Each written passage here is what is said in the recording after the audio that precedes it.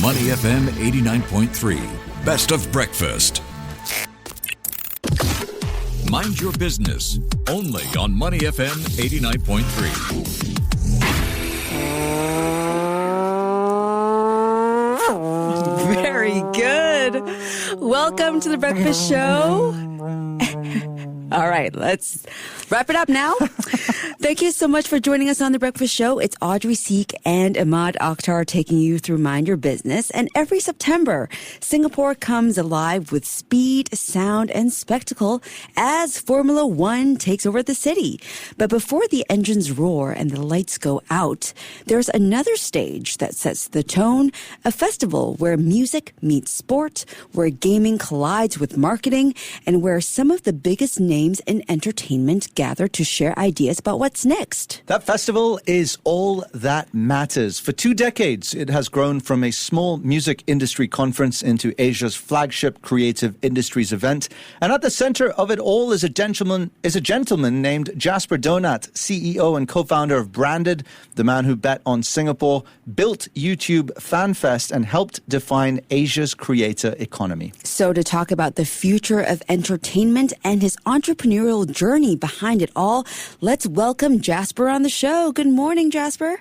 Good morning, Ahmad. Good morning, Audrey. It's lovely to be here. Very honored to be here this morning. Lovely to have a seasoned media innovator and showman joining us today on Mind Your Business. Jasper, you've spent 2 decades building the platforms that helped define Asia's music, sports, gaming, and creator economy. Let's start by deconstructing how you would describe the current state of Asia's creative economy. On a scale of 1 to 10, how creative are we? 11. Wow. Maybe 12. I mean, look at, and maybe, let's count the number of times we mentioned Demon Hunters, but, the economies, the creative economies right now are going through an unparalleled period of growth and diversification. Asia Pacific. I mean, look, there is no such thing as Asia, right? I mean, it's 35, 40 different countries, but it really is becoming a massive powerhouse across all the creative sectors. There's a significant rise in local content production. And do I mention Demon Hunters again? But look at, what's happening in countries like India and Japan, and we'll talk about this hopefully later. But also look at the fact that regulatory environments, whilst changing all the time, they're becoming a lot more supportive of the creative arts and culture. And also there are significant investments coming in from public and private sectors that really are fostering more innovation and more creativity within those industries. So it's very, very exciting right now. Not without its challenges, but it's very exciting right now. Yeah, so it feels like this region is definitely leading the conversation. We're no longer just following the trends, from K-pop topping global charts to esports filling stadiums here. What trends are you seeing right now that are shaping the future of entertainment? Yeah, I think there's a million trends, but there's 3 really dominant trends right now. Try talking about anything in the world right now without mentioning AI. I think the globalization of that word Asia, and then really the rise of the creator culture and the creator industries. And I mean, by creators, I mean influencers and KOLs and, the YouTubers and TikTokers and what have you. AI really is going to be it is already, but it will continue to revolutionize content creation, personalization, distribution. Think about if I write a song in English, no one in China is going to listen to it, but now all of a sudden I can hit a button and it's in Chinese, it's in a local language. That's actually really exciting. The fact that I can use AI to help me write a song or draw or create or whatever is really exciting. And so I think that AI within the creative industries, and music has always been the canary in the technological coal mine. So I think there's some really exciting things coming up, but there's a lot of challenges, and that will be talked about a lot at the event coming up in next month. And sorry, I will plug that a little bit. I think gaming is continuing its huge meteorical rise around the world. And that's, look at what the Esports World Cup in Riyadh just last weekend, or the finals last weekend, is huge. And it's bringing cultures together and languages together and people together all under the one roof. And I think finally, I mentioned creator culture. The creator economy is getting bigger and bigger and bigger. And you look at the size of these creators out there that are delivering millions, if not billions of views to their channels. And it's just so exciting as to how they are really taking over and driving a lot of what's going on with the industry right now. There's so much more here that will be talked about at All That Matters in September. Yes. So find me every time I plug my event. How about that?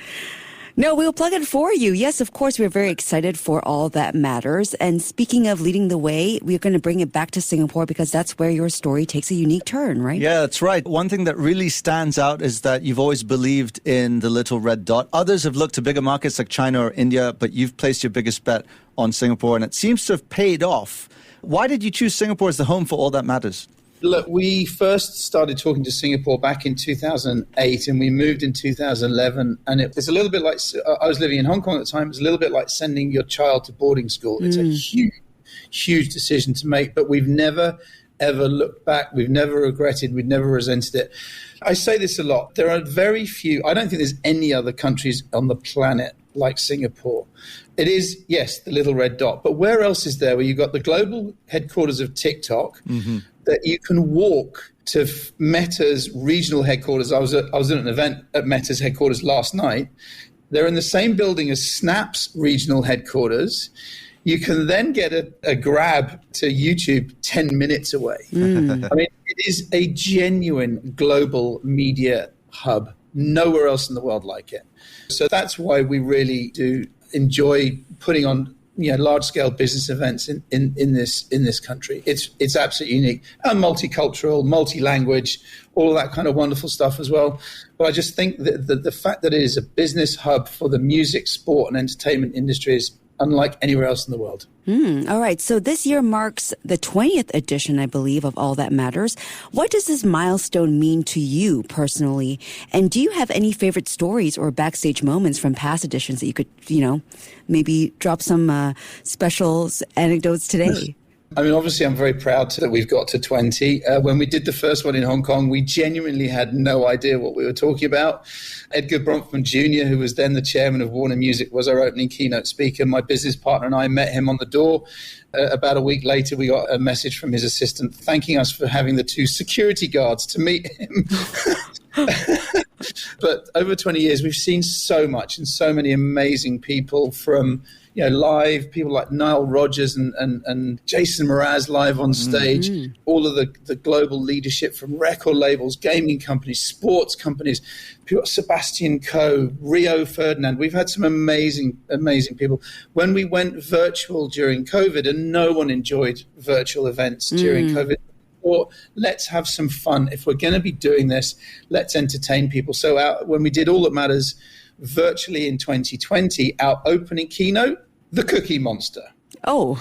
It was the actual Cookie Monster live, talking about how he was, how Cookie Monster was connecting with an audience socially and virtually. And we had Elmo at the same time conducting keynote interviews with our speakers. So we had a lot of kids in the backstage doing a meet and greet with Elmo and Cookie. So we've done a lot over time to really celebrate all that is good and the challenges in the industries that we have had. There's also a lot of backstage stories that I'm not allowed to talk about. But we have had a lot of fun getting to where we are today. Yeah, Jasper, just on that, you did mention earlier the creator economy ecosystem is massive. The sky's the limit. It's also not without its challenges. What are some of those challenges?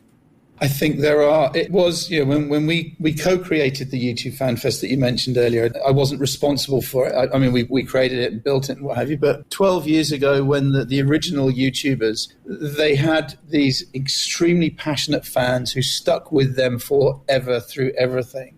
Now there are an awful lot of creators out there. And if you disagree with one of them, you just jump over and there's another one next door. And you can.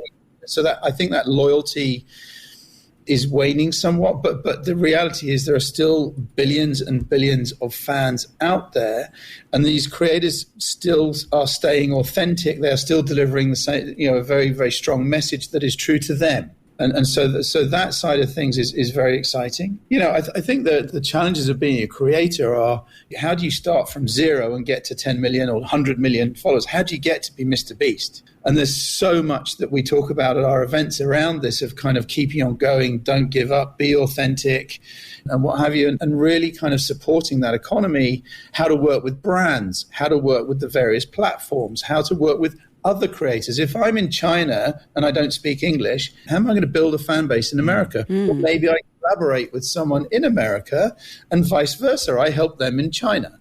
So there's all these wonderful kind of opportunities out there for anyone. And remember, I said this to someone at the Meta event last night, every single music artist in the world has all of the tools available to them that Taylor Swift has too. Oh, that's true. But there's only one T Swift.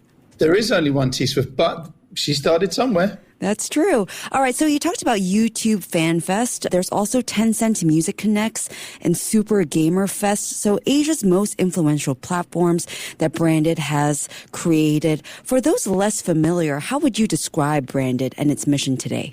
We started 25 years ago as a gateway to Asia to help businesses from entertainment, music, sport businesses from overseas come into this part of the world and understand, it is so different. I said at the beginning, there's no such thing as Asia. How to do something in China is different to how you do something in India, to Japan, to Korea. Everything is completely different. You just don't assume if you've got it right in Indonesia, well, it doesn't necessarily mean you're going to get it right in Australia or India.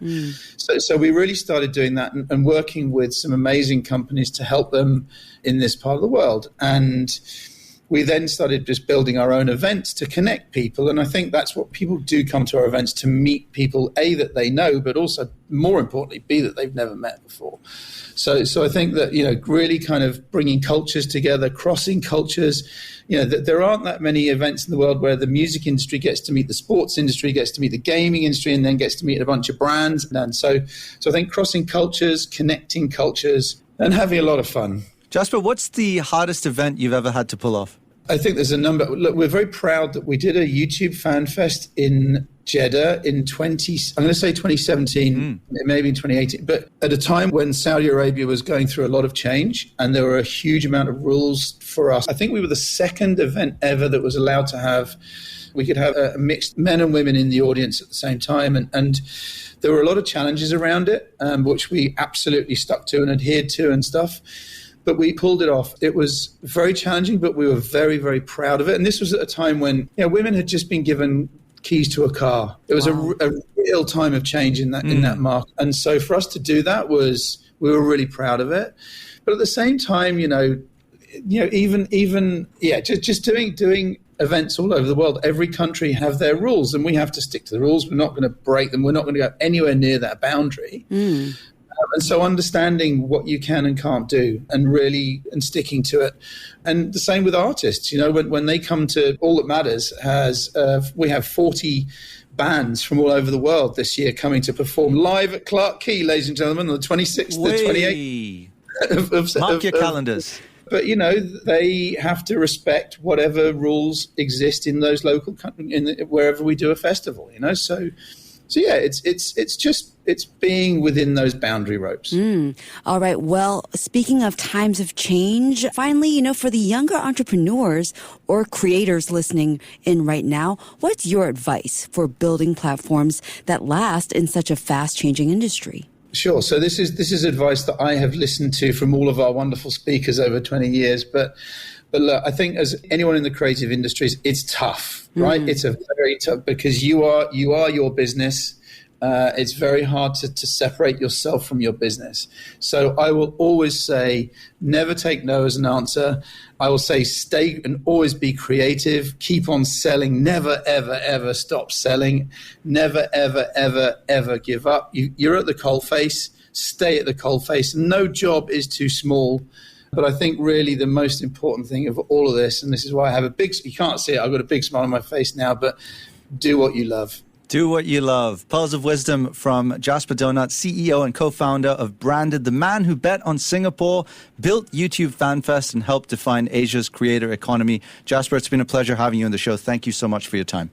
Thank you so much. See you in September. See you in September. See you then. Keep it here, Money FM 89.3.